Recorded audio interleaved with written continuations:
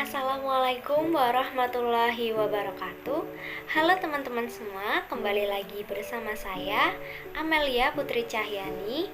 Saya merupakan mahasiswi dari Fakultas Ekonomika dan Bisnis Universitas Tigubang Semarang, tepatnya pada program studi S1 Akuntansi mata kuliah Audit Bank dengan nomor induk mahasiswa 1905520012. Pada kesempatan kali ini, saya akan memaparkan sedikit materi mengenai penilaian tingkat kesehatan bank pada bank umum dan pada BPR atau BPRS. Tujuan dari dibuatnya video ini adalah untuk memenuhi ujian akhir semester dari mata kuliah Audit Bank yang diampu oleh Bapak Arif Himawan Dwi Nugroho, SE AK MM CA CPA. Sebelum kita masuk ke materi, saya akan menjelaskan sedikit mengenai Universitas Tigubang Semarang, tepatnya pada Fakultas Ekonomika dan Bisnis. Universitas Tigubang Semarang atau Unisbank adalah salah satu perguruan tinggi swasta yang berada di Kota Semarang. Unisbank sendiri memiliki dua lokasi kampus yang berbeda. Kampus utama terletak di Jalan Kendeng 5, Bendan Ngisor, Kota Semarang, dan kampus yang kedua terletak di Jalan Tri Lomba Juang nomor 1, Mugasari, Kota Semarang. Untuk Fakultas Ekonomika dan Bisnis ini terletak pada kampus utama yang sering kita sebut dengan kampus Kendeng. Selanjutnya, Fakultas Ekonomika dan Bisnis memiliki 4 program studi. Yang pertama, S1 Akuntansi yang sudah terakreditasi A, kemudian S1 Manajemen juga sudah terakreditasi A, dan yang ketiga, program Magister atau S2 Manajemen, dan yang terakhir ada Pendidikan Profesi Akuntansi. Fasilitas-fasilitas yang ada pada program studi S1 Akuntansi antara lain lab komputer, lab akuntansi, pojok bursa efek, mini bank, dan perpustakaan yang memuat banyak referensi di sana. Selanjutnya, program studi S1 Akuntansi juga memiliki visi dan misi. Untuk visinya yaitu menjadi program studi akuntansi yang unggul dan berdaya saing nasional di bidang bisnis, keuangan, dan perbankan yang berbasis pada jiwa kewirausahaan serta menguasai teknologi informasi dan komunikasi pada tahun 2020. Guna mencapai terwujudnya visi program studi, maka program studi S1 Akuntansi menerapkan misi sebagai berikut, yaitu menyelenggarakan pendidikan S1 Akuntansi yang unggul, melaksanakan penelitian yang bermutu di bidang akuntansi, auditing, perpajakan, keuangan, dan perbankan. Selanjutnya, melaksanakan pengabdian kepada masyarakat yang berdaya guna dan mengembangkan jejaring kerjasama simetrikal dengan perguruan tinggi, dunia usaha, dan pemerintah. Oke teman-teman, itu sedikit informasi mengenai Fakultas Ekonomika dan Bisnis Universitas Tigubang Semarang. Selanjutnya kita akan masuk pada materi yang pertama, yaitu mengenai penilaian tingkat kesehatan pada bank umum. Pada penilaian tingkat kesehatan bank umum, kita akan mengetahui apa sih tingkat kesehatan bank itu. Tingkat kesehatan bank adalah hasil penilaian kondisi bank yang dilakukan terhadap risiko dan kinerja bank. Kemudian untuk definisi bank umumnya adalah bank yang dapat memberikan jasa dalam lalu lintas pembayaran. Kemudian bank wajib memelihara tingkat kesehatan bank dengan menerapkan prinsip kehati-hatian dan manajemen risiko dalam melaksanakan kegiatan usaha. Bank wajib melakukan penilaian tingkat kesehatan bank dengan menggunakan pendekatan risiko atau risk-based bank rating, baik secara individu maupun secara konsolidasi. Selanjutnya, kewajiban bank umum pada penilaian tingkat kesehatan terdapat 6 aspek, yaitu yang pertama, bank wajib melakukan penilaian sendiri atau self-assessment atas tingkat kesehatan bank. Yang kedua, self-assessment tingkat kesehatan bank wajib dilakukan paling sedikit setiap semester untuk akhir bulan Juni dan akhir bulan Desember. Kemudian, bank wajib melakukan pengkinian self-assessment tingkat kesehatan bank sewaktu-waktu apabila diperlukan. Yang keempat, hasil self-assessment tingkat kesehatan bank yang telah mendapat persetujuan dari direksi wajib disampaikan kepada Dewan Komisaris. Untuk poin yang kelima, bank wajib menyampaikan hasil self-assessment tingkat kesehatan bank kepada OJK, yaitu untuk penilaian tingkat kesehatan bank secara individu dan secara konsolidasi. Untuk penilaian tingkat kesehatan bank secara individu, paling lambat dilakukan pada tanggal 31 Juli. Untuk penilaian tingkat kesehatan bank, posisi akhir bulan Juni dan tanggal 31 Januari untuk penilaian tingkat kesehatan bank posisi akhir bulan Desember. Untuk penilaian tingkat kesehatan bank secara konsolidasi, paling lambat dilakukan pada tanggal 15 Agustus untuk penilaian tingkat kesehatan bank posisi akhir bulan Juni dan tanggal 15 Februari untuk penilaian tingkat kesehatan bank posisi akhir bulan Desember. Selanjutnya, mekanisme penilaian tingkat kesehatan bank secara individu. Bank wajib melakukan penilaian tingkat kesehatan secara individu dengan menggunakan pendekatan risiko atau risk-based bank rating dengan cakupan penilaian terhadap faktor-faktor yang pertama profil risiko atau risk profile, kemudian good corporate governance atau yang biasa disebut dengan GCG, yang ketiga ada rentabilitas atau earnings, dan permodalan atau kapital. Nah, pada penilaian terhadap faktor profil risiko merupakan penilaian terhadap risiko inheren dan kualitas penerapan manajemen risiko dalam operasional bank. Di sini terdapat 8 risiko bank, yaitu risiko kredit, risiko pasar, risiko likuiditas, risiko operasional, risiko hukum, risiko strategik, risiko kepatuhan, dan yang terakhir risiko reputasi. Kemudian untuk kewajiban penilaian terhadap faktor GCG merupakan penilaian terhadap manajemen bank atas pelaksanaan prinsip-prinsip GCG. Kemudian kewajiban penilaian terhadap faktor rentabilitas atau earning meliputi penilaian terhadap kinerja rentabilitas, sumber-sumber rentabilitas, dan kesinambungan rentabilitas bank. Penilaian terhadap faktor permodalan atau kapital meliputi penilaian terhadap tingkat kecukupan permodalan dan pengelolaan permodalan.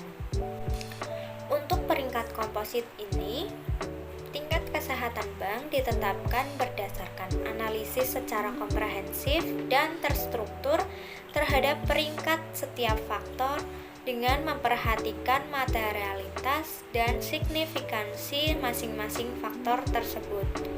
Peringkat komposit dapat dikategorikan menjadi 5, yaitu peringkat komposit 1, komposit 2, komposit 3, komposit 4, dan komposit 5. Untuk peringkat komposit 1 atau disebut PK1 mencerminkan kondisi bank yang secara umum sangat sehat sehingga dinilai sangat mampu menghadapi pengaruh negatif yang signifikan dari perubahan kondisi bisnis dan faktor eksternal lainnya. Kemudian peringkat komposit 2 mencerminkan kondisi bank yang secara umum sehat sehingga dinilai mampu menghadapi pengaruh negatif yang signifikan dari perubahan kondisi bisnis dan faktor eksternal lainnya. untuk peringkat komposit 3 mencerminkan kondisi bank yang secara umum cukup sehat sehingga dinilai cukup mampu menghadapi pengaruh negatif yang signifikan dari perubahan kondisi bisnis dan faktor eksternal lainnya. Peringkat komposit 4 mencerminkan kondisi bank yang secara umum kurang sehat sehingga dinilai kurang mampu menghadapi pengaruh negatif yang signifikan dari perubahan kondisi bisnis dan faktor eksternal lainnya. Dan yang terakhir, peringkat komposit 5 mencerminkan kondisi bank yang secara umum tidak sehat sehingga dinilai tidak mampu menghadapi pengaruh negatif yang signifikan dari perubahan kondisi bisnis dan faktor eksternal lainnya. Nah, dalam hal berdasarkan hasil identifikasi dan penilaian OJK, ditemukan permasalahan atau pelanggaran yang secara signifikan mempengaruhi atau akan mempengaruhi operasional atau kelangsungan usaha bank. OJK berwenang menurunkan peringkat komposit tingkat kesehatan bank. Untuk mekanisme penilaian tingkat kesehatan bank secara konsolidasi, terdapat beberapa yang sama dengan yang secara individu tadi. Kemudian, penetapan peringkat faktor profil risiko bank secara konsolidasi dilakukan dengan memperhatikan signifikansi atau materialitas pangsa perusahaan anak terhadap bank secara konsolidasi dan permasalahan perusahaan anak yang berpengaruh secara signifikan terhadap profil risiko bank secara konsolidasi. Kemudian, penetapan peringkat faktor GCG secara konsolidasi dilakukan dengan signifikan atau materialitas pangsa perusahaan anak terhadap bank secara konsolidasi, permasalahan terkait dengan pelaksanaan prinsip-prinsip GCG pada perusahaan anak yang berpengaruh secara signifikan terhadap pelaksanaan GCG. Kemudian penetapan peringkat faktor rentabilitas secara konsolidasi dilakukan berdasarkan analisis secara komprehensif dan terstruktur terhadap parameter rentabilitas tertentu yang dihasilkan dari laporan keuangan bank secara konsolidasi. Kemudian penetapan peringkat faktor permodalan dilakukan berdasarkan analisis secara komprehensif dan terstruktur terhadap parameter permodalan tertentu yang dihasilkan dari laporan keuangan bank secara konsolidasi dan informasi keuangan lainnya. Bagi bank yang melakukan penilaian tingkat kesehatan bank secara konsolidasi, maka mekanisme penetapan peringkat setiap faktor penilaian dan penetapan peringkat komposit tingkat kesehatan bank secara konsolidasi dan pengkategorian peringkat setiap faktor penilaian dan peringkat komposit secara konsolidasi, maka wajib mengacu pada mekanisme penetapan dan pengkategorian peringkat bank secara individu. Berikutnya, tindak lanjut hasil penilaian tingkat kesehatan bank. Dalam hal berdasarkan hasil penilaian tingkat kesehatan bank yang dilakukan oleh otoritas jasa keuangan atau hasil penilaian sendiri atau self-assessment oleh bank, terdapat 3 faktor. Yang pertama, faktor tingkat kesehatan bank yang ditetapkan dengan peringkat 4 atau peringkat 5. Yang kedua, peringkat komposit tingkat kesehatan bank yang ditetapkan dengan peringkat 4 atau peringkat 5, dan yang terakhir peringkat komposit tingkat kesehatan bank ditetapkan dengan peringkat 3, namun terdapat permasalahan signifikan yang perlu diatasi agar tidak mengganggu kelangsungan usaha bank, maka direksi, dewan komisaris, dan pemegang saham pengendali bank wajib menyampaikan rencana tindak atau action plan kepada otoritas jasa keuangan. Kemudian, otoritas jasa keuangan berwenang meminta bank untuk melakukan penyesuaian terhadap rencana tindak atau action plan. Selanjutnya, bank wajib menyampaikan rencana tindak atau action plan sesuai batas waktu tertentu yang ditetapkan Otoritas Jasa Keuangan untuk rencana tindak yang merupakan tindak lanjut dari hasil penilaian tingkat kesehatan bank oleh Otoritas Jasa Keuangan. Dan paling lambat pada tanggal 15 Agustus untuk penilaian tingkat kesehatan bank pada posisi akhir bulan Juni, dan tanggal 15 Februari untuk penilaian tingkat kesehatan bank pada posisi akhir bulan Desember untuk rencana tindak yang merupakan tindak lanjut dari hasil penilaian sendiri atau self assessment bank. Berikutnya, apabila batas waktu penyampaian rencana tindak atau action plan atas hasil penilaian sendiri oleh bank, maka hasil penilaian sendiri tingkat kesehatan bank disampaikan pada hari berikutnya. Bank wajib menyampaikan laporan pelaksanaan rencana tindak paling lambat pada 10 hari kerja setelah target waktu penyelesaian rencana tindak dan 10 hari kerja setelah akhir bulan dilakukan secara bulanan dalam hal terdapat permasalahan yang signifikan yang akan mengganggu penyelesaian rencana tindak atau action plan secara tepat waktu. Pembahasan yang terakhir pada penilaian tingkat kesehatan bank pada bank umum yaitu adalah sanksi. Bank yang melanggar ketentuan dikenakan sanksi administratif berupa teguran tertulis, penurunan tingkat kesehatan bank, pembekuan kegiatan usaha tertentu, dan pencantuman pengurus atau pemegang saham bank dalam daftar pihak-pihak yang mendapatkan predikat tidak lulus dalam penilaian uji kemampuan dan kepatutan atau fit and proper test. Oke, teman-teman semua, sekarang kita masuk pada materi yang kedua, yaitu penilaian tingkat kesehatan pada BPR dan BPRS.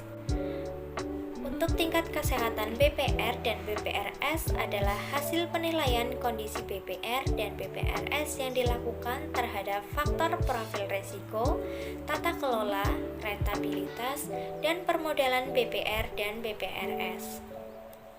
Bank Perkreditan Rakyat yang selanjutnya disingkat BPR adalah bank konvensional yang dalam kegiatannya tidak memberikan jasa dalam lalu lintas pembayaran. Bank Pembiayaan Rakyat Syariah atau BPRS adalah bank syariah yang dalam kegiatan usahanya tidak memberikan jasa dalam lalu lintas pembayaran. Selanjutnya, penilaian tingkat kesehatan BPR dan BPRS.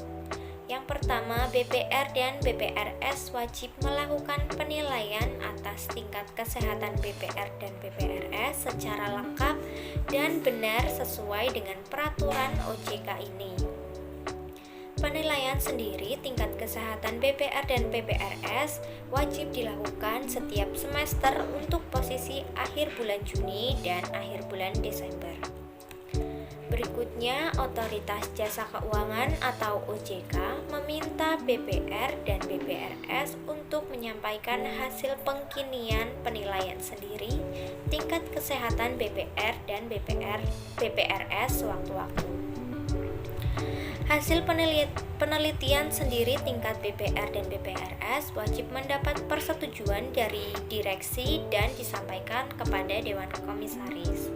BPR dan BPRS wajib menyampaikan hasil penilaian sendiri tingkat kesehatan BPR dan BPRS setiap semester untuk posisi akhir bulan Juni dan bulan Desember pada OJK untuk penilaian tingkat kesehatan BPR dan BPRS posisi akhir bulan Juni dan disampaikan paling lambat pada tanggal 31 Juli. Kemudian penilaian tingkat kesehatan BPR dan BPRS posisi akhir bulan Desember disampaikan paling lambat pada tanggal 31 Januari. Dan yang ketiga, BPR atau BPRS yang melanggar ketentuan dikenai sanksi administratif berupa teguran tertulis. Dan yang keempat, ketentuan mengenai format hasil penilaian sendiri tingkat kesehatan BPR dan BPRS ditetapkan oleh OJK.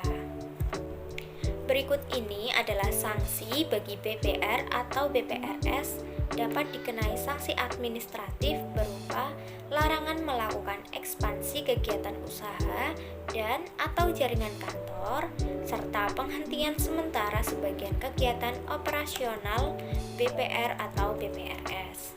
Untuk hasil penilaian sendiri tingkat kesehatan BPR dan BPRS waktu-waktu dilaporkan secara daring melalui sistem pelaporan Otoritas Jasa Keuangan. Dan dalam hal sistem pelaporan Otoritas Jasa Keuangan disampaikan secara luring. Batas waktu penyampaian hasil penilaian sendiri tingkat kesehatan BPR dan BPRS jatuh pada hari Sabtu, hari Minggu, atau hari libur, maka hasil penilaian sendiri tingkat kesehatan BPR dan BPRS disampaikan pada hari kerja berikutnya. Untuk ketentuan mengenai penyampaian hasil penilaian sendiri tingkat kesehatan BPR dan BPRS ditetapkan oleh Otoritas Jasa Keuangan. Otoritas Jasa Keuangan melakukan penilaian tingkat kesehatan BPR dan BPRS setiap semester untuk posisi akhir bulan Juni dan bulan Desember. Dalam hal BPR dan BPRS memenuhi kondisi tertentu, Otoritas Jasa Keuangan dapat melakukan pengkinian penilaian tingkat kesehatan BPR dan BPRS sewaktu-waktu. Selanjutnya, penilaian tingkat kesehatan BPR dan BPRS, pengkinian penilaian tingkat kesehatan BPRS sewaktu-waktu dapat dilakukan berdasarkan hasil pemeriksaan, hasil analisis laporan berkala yang disampaikan oleh BPR dan BPRS, dan informasi lain. Dalam hal terdapat perbedaan hasil penilaian tingkat kesehatan BPR dan BPRS yang dilakukan oleh Otoritas Jasa Keuangan dengan hasil penilaian sendiri tingkat kesehatan BPR dan BPRS, penilaian tingkat kesehatan yang berlaku merupakan hasil penilaian tingkat kesehatan yang dilakukan oleh Otoritas Jasa Keuangan. Mekanisme penilaian tingkat kesehatan BPR dan BPRS dibagi menjadi beberapa bagian. Bagian yang pertama, dijelaskan bahwa BPR dan BPRS wajib melakukan penilaian tingkat kesehatan BPR dan BPRS dengan menggunakan pendekatan risiko dengan cakupan penilaian terhadap faktor profil risiko, tata kelola, rentabilitas, dan permodalan. Penilaian tingkat kesehatan BPR dan BPRS berdasarkan faktor dilakukan melalui analisis yang komprehensif dan terstruktur. BPR atau BPRS yang melanggar ketentuan akan dikenai sanksi administratif berupa teguran tertulis. Untuk sanksi administratifnya itu adalah larangan melakukan ekspansi kegiatan usaha dan penghentian sementara sebagian kegiatan operasional BPR atau BPRS. Kemudian, ketentuan mengenai mekanisme penilaian tingkat kesehatan BPR dan BPRS akan ditetapkan oleh Otoritas Jasa Keuangan. Pada bagian yang kedua, yaitu penilaian faktor profil risiko. Bagi BPR, penilaian terhadap faktor profil risiko merupakan penilaian terhadap risiko inheren dan kualitas penerapan manajemen risiko dalam operasional BPR yang dilakukan terhadap 6 jenis risiko, yaitu risiko kredit, risiko operasional, risiko kepatuhan, risiko likuiditas, risiko reputasi, serta risiko strategis. Berikutnya, penilaian faktor risiko dilaksanakan sesuai dengan peraturan OJK mengenai penerapan manajemen risiko bank perkreditan rakyat. BPR yang memiliki modal inti paling sedikit 50 miliar rupiah wajib menerapkan manajemen risiko untuk seluruh jenis risiko. BPR yang memiliki modal inti kurang dari 50 miliar rupiah namun memiliki produk, layanan, jasa, atau kegiatan lain yang menambah eksposur risiko wajib menerapkan manajemen risiko untuk seluruh jenis risiko. Bagi BPR yang memiliki modal inti paling sedikit 50 miliar rupiah dan kurang dari 50 miliar rupiah namun memiliki produk, jasa, dan kegiatan yang menambah eksposur risiko, wajib menyampaikan laporan profil risiko sesuai dengan peraturan OJK mengenai penerapan manajemen risiko bank bagi bank perkreditan rakyat. BPR yang memiliki modal inti kurang dari 50 miliar rupiah menyampaikan laporan profil risiko sesuai dengan peraturan OJK mengenai penerapan manajemen risiko bank perkreditan rakyat meliputi 4 jenis risiko sejak semester kedua tahun 2022. Dalam hal berdasarkan laporan bulanan BPR mengalami peningkatan modal inti sehingga menjadi paling sedikit 50 miliar rupiah selama 6 posisi laporan bulanan berturut-turut setelah tanggal 31 Desember 2022, BPR wajib menyampaikan laporan profil risiko meliputi seluruh jenis risiko. Kemudian dilakukan pertama kali pada laporan profil risiko semester berikutnya setelah 1 tahun BPR memenuhi modal inti paling sedikit 50 miliar rupiah selama 6 posisi laporan berturut-turut. Apabila BPR melanggar ketentuan akan dikenai sanksi administratif berupa 2 kali teguran tertulis oleh OJK dengan teguran tertulis kedua diberikan apabila BPR tidak menyampaikan laporan profil risiko dan memperbaiki laporan profil risiko dalam jangka waktu 10 hari kerja setelah teguran tertulis pertama, dan apabila tetap tidak menyampaikan atau tidak memperbaiki laporan profil risiko dalam jangka waktu 10 hari setelah surat teguran kedua, BPR akan dikenai sanksi administratif berupa denda sebesar 10 juta rupiah. Rencana tindak penerapan manajemen risiko atau penyesuaian rencana tindak penerapan manajemen risiko dilaksanakan sesuai dengan peraturan Otoritas Jasa Keuangan mengenai penerapan manajemen risiko bagi bank pembiayaan rakyat syariah. Rencana tindak dan penyesuaian rencana tindak dengan modal inti paling sedikit 50 miliar rupiah diselesaikan paling lambat tanggal 30 Juni 2022 atau kurang dari 50 miliar rupiah diselesaikan paling lambat 31 Desember 2022.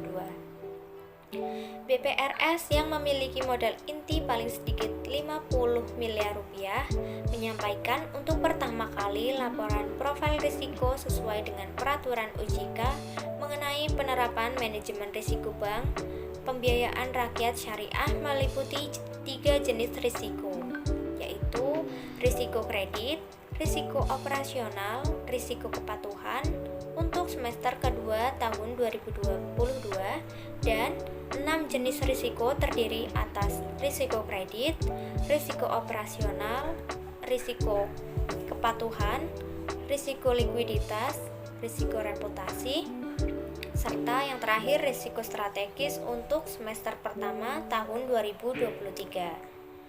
BPRS yang memiliki modal inti kurang dari 50 miliar rupiah menyampaikan untuk pertama kali laporan profil risiko sesuai dengan peraturan OJK mengenai penerapan manajemen risiko bagi bank pembiayaan rakyat syariah meliputi 2 jenis risiko terdiri atas risiko kredit dan risiko operasional untuk semester pertama tahun 2023 dan 4 jenis risiko terdiri atas risiko kredit, risiko operasional, risiko kepatuhan, dan risiko likuiditas untuk semester kedua tahun 2023.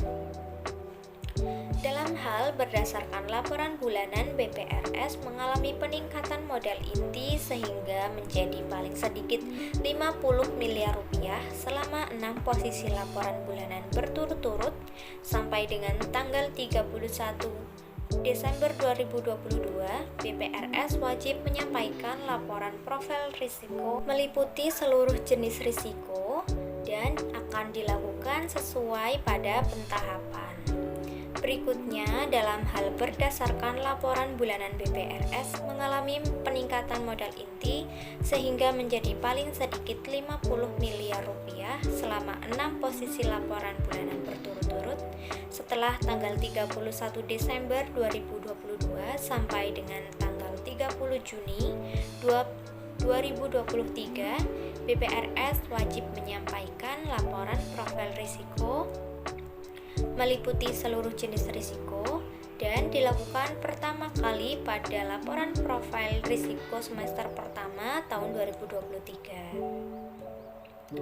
Selanjutnya, dalam hal berdasarkan laporan bulanan BPRS mengalami peningkatan modal inti sehingga menjadi paling sedikit 50 miliar rupiah selama 6 posisi laporan bulanan berturut-turut setelah tanggal 30 Juni 2023. BPRS wajib menyampaikan profil risiko meliputi seluruh jenis risiko dan dilakukan pertama kali pada profil risiko semester berikutnya paling lama 1 tahun setelah BPRS memenuhi modal inti paling sedikit 50 miliar rupiah selama 6 posisi laporan bulanan berturut-turut. Apabila dalam hal BPRS tetap melanggar ketentuan, maka anggota direksi, anggota Dewan Komisaris, dan pejabat eksekutif BPRS akan dikenai sanksi administratif berupa larangan sebagai pihak utama sesuai dengan peraturan Otoritas Jasa Keuangan mengenai penilaian kembali bagi pihak utama lembaga jasa keuangan.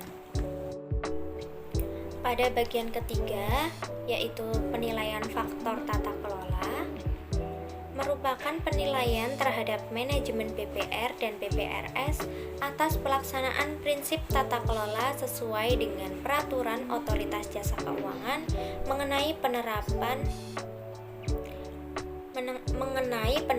tata kelola. Faktor tata kelola yaitu dapat ditetapkan dalam peringkat faktor, yaitu peringkat pertama, kedua, ketiga, keempat, dan peringkat kelima. BPR dan BPRS wajib menyampaikan laporan penerapan tata kelola sesuai dengan peraturan Otoritas Jasa Keuangan mengenai penerapan tata kelola paling sedikit kepada pemegang saham, Otoritas Jasa Keuangan, Asosiasi BPR bagi BPR atau Asosiasi BPRS bagi BPRS di Indonesia, dan satu kantor media atau majalah ekonomi dan keuangan bagi BPR atau pemangku kepentingan keuangan melalui media internal yang dimiliki BPRS bagi BPRS, dan disampaikan paling lambat pada tanggal 31 Januari untuk laporan posisi pada tanggal 31 Desember. Bagi BPR dan BPRS yang telah memiliki situs web, wajib mempublikasikan laporan penerapan tata kelola pada situs web BPR dan BPRS paling lambat pada tanggal 31 Januari untuk laporan posisi pada tanggal 31 Desember. BPR atau BPRS yang melanggar ketentuan akan dikenai sanksi administratif berupa denda sebesar Rp100.000 per hari kerja keterlambatan atau teguran tertulis dan denda sebesar Rp5 juta bagi BPR atau BPRS yang belum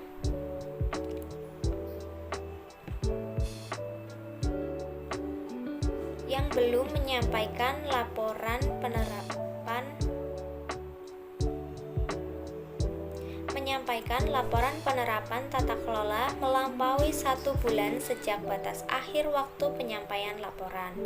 Kemudian BPR atau BPRS tidak menyampaikan laporan penerapan tata kelola sampai dengan BPRS dengan periode penyampaian berikutnya akan dikenai sanksi administratif berupa 2 kali teguran tertulis oleh OJK, dan teguran tertulis kedua diberikan apabila BPR dan BPRS tidak menyampaikan laporan penerapan tata kelola dalam jangka waktu 10 hari kerja setelah teguran tertulis pertama. Pengenaan sanksi denda tidak menghilangkan kewajiban penyampaian laporan penerapan tata kelola.